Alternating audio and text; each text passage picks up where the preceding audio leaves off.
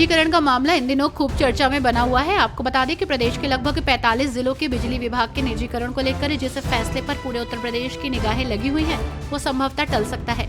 बिजली विभाग के निजीकरण को लेकर सरकार का फैसला मंगलवार को होने वाली कैबिनेट मीटिंग के लिए जाने की संभावना थी, लेकिन इस मीटिंग को फिलहाल स्थगित कर दिया गया है। माना जा रहा है कि मुख्यमंत्री योगी आदित्यनाथ इस प्रस्ताव को नामंजूर कर देंगे।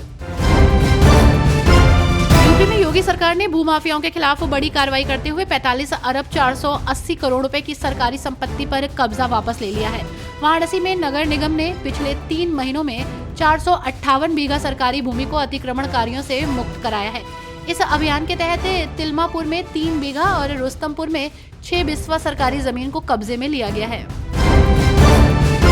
हाथरस के सिकंदराराव में साकार विश्वहरि के सत्संग में भगदड़ मामले में आज 10 आरोपियों की न्यायालय में पेशी हुई। न्यायालय में आरोप तय किए जाने के लिए बहस हुई।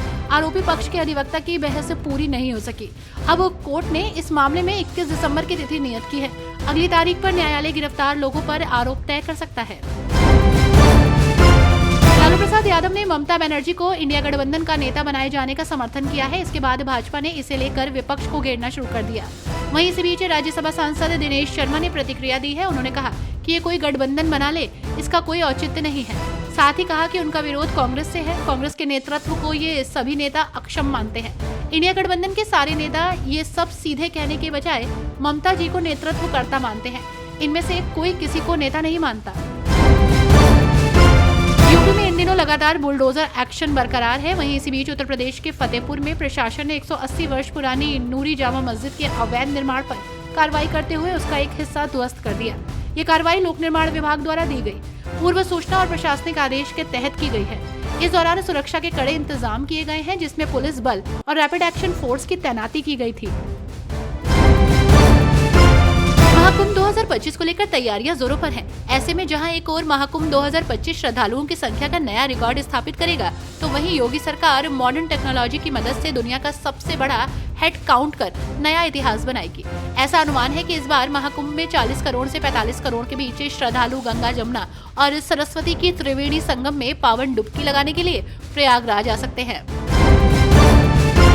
बांग्लादेश में हिंदुओं पर हो रहे अत्याचार के खिलाफ लगातार आवाजें उठ रही हैं। नेताओं से लेकर आम जनता तक इसके खिलाफ हैं। वहीं इस बीच उत्तर प्रदेश की राजधानी में लखनऊ में चौक स्थित सराफा मार्केट में व्यापारियों ने बांग्लादेश में हिंदुओं पर हो रहे अत्याचार के विरोध में प्रदर्शन किया, जिसमें विभिन्न हिंदू संगठनों के लोग शामिल हुए हैं। समाजवादी पार्टी के नेता राम गोपाल यादव ने केंद्र सरकार पर हमला बोलते हुए कहा कि मेरी समझ में नहीं आ रहा कि बीजेपी संविधान पर चर्चा क्यों करना चाह रही है। इन्हें लोगों के मौलिक अधिकारों पर चर्चा करनी चाहिए, क्योंकि यहाँ पर मौलिक अधिकारों का हनन हो रहा है। संविधान की आत्मा तो मौलिक अधिकार से है। बिना मौलिक अधिकार के संविधान बेकार है। वहीं मजदूरों को मुफ्त राशन दिए जाने पर सुप्रीम कोर्ट की सराहना करते हुए कहा कि सुप्रीम कोर्ट का फैसला बिल्कुल सही है।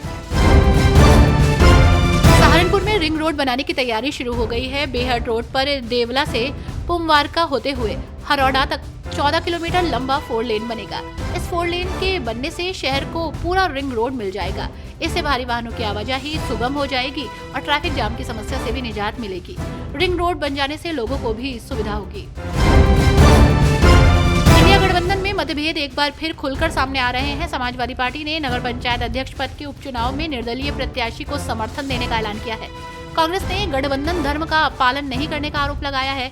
कांग्रेस नेताओं ने इस फैसले को गठबंधन विरोधी करार दिया है। इस खींचतान से भाजपा को फायदा मिलने की संभावना जताई जा रही है।